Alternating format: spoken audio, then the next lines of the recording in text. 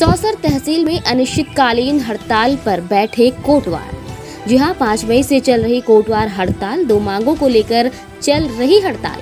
कोई भी अधिकारी नहीं पहुंचा कोटवार हड़ताल का जायजा लेने।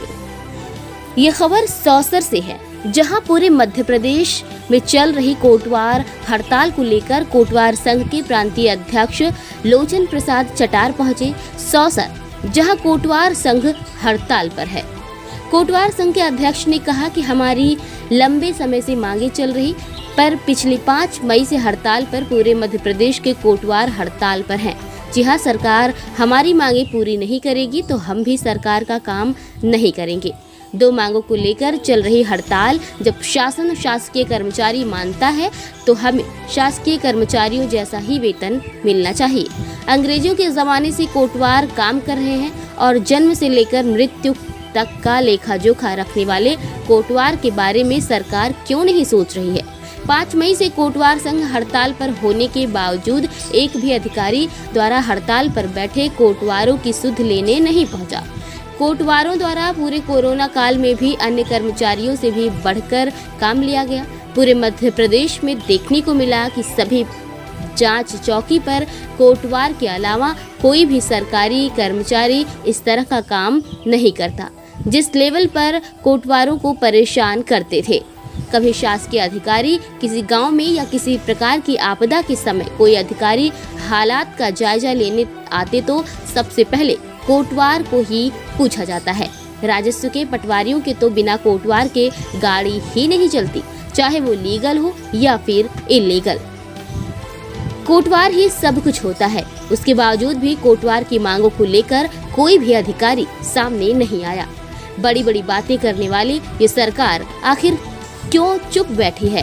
न खाने देंगे और न ही खाएंगे, पर यहाँ सब उल्टा ही दिख रहा है।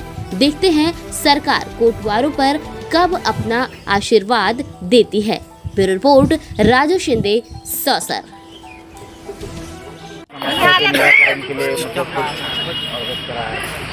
हमारी लंबे समय से मांगे चल रही हैं मध्य शासन से, और विगत 5 मई से जब सरकार ने हमारी मांगों को नहीं माना न सुना, तो पूरे प्रदेश के कोटवारों ने, प्रदेश संगठन ने निर्णय लिया है कि सरकार हमारी मांगों को नहीं मान रही है तो अब सरकार का हमको भी काम बंद कर देना चाहिए। विगत 5 मई से हमने अनिश्चितकालीन काम बंद करने का निर्णय लिया है, जो संपूर्ण मध्य प्रदेश में लागू है, और सभी जिलों से हमारे साथी कोटवार बंधु अनिश्चितकालीन काम बंद हड़ताल पर चले गए हैं और जिला मुख्यालयों पर धरने पर बैठे हुए हैं। सरकार का ध्यान आकर्षण करा रहे हैं कि माननीय मुख्यमंत्री महोदय, मध्य शासन हमारी जायज़ 2 मांगों को मान लीजिए, क्योंकि हम गरीब कोटवार हैं।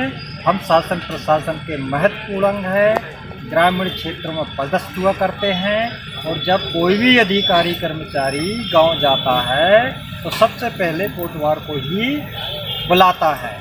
जब तक कोटवार नहीं मिलता तब तक अधिकारी कर्मचारी का काम नहीं होता ग्रामीण क्षेत्रों में।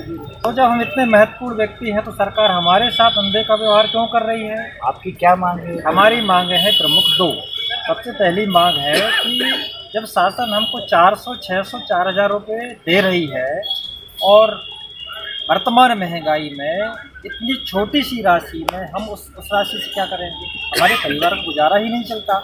हम चाहते हैं कि जब शासन हमको शासकीय कर्मचारी के समान मानता है, और मध्य प्रदेश भू राजस्व संहिता 1959 की धारा 230 के तहत हमारी नियुक्तियां होती हैं, तो हमको शासकीय कर्मचारी माना जाए और शासकीय कर्मचारी के समान हमको वेतन मिलना चाहिए। ये हमारी पहली मांग है।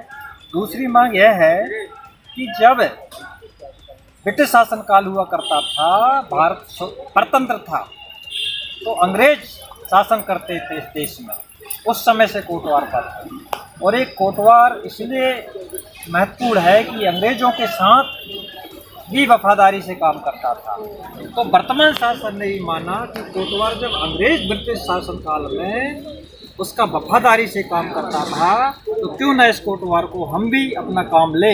तो लगातार हम शासन का काम कर रहे हैं।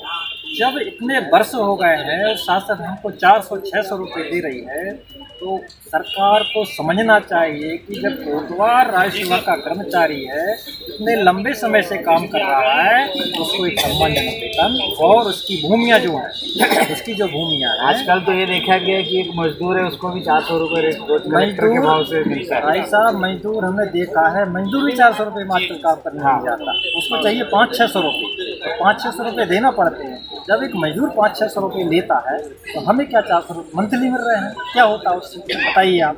रोज के मिलना रोज के नहीं, कम से कम इतना तो मैं बताऊं आपको, एक अधिकारी, सामान्य अधिकारी या वरिष्ठ अधिकारी की बात नहीं कर रहा, उनके पास जो कुत्ता होता है ना, कुत्ता 400 रुपये का दूध पी जाता है एक दिन में, और हमको 400 रुपये दिया जा रहा है।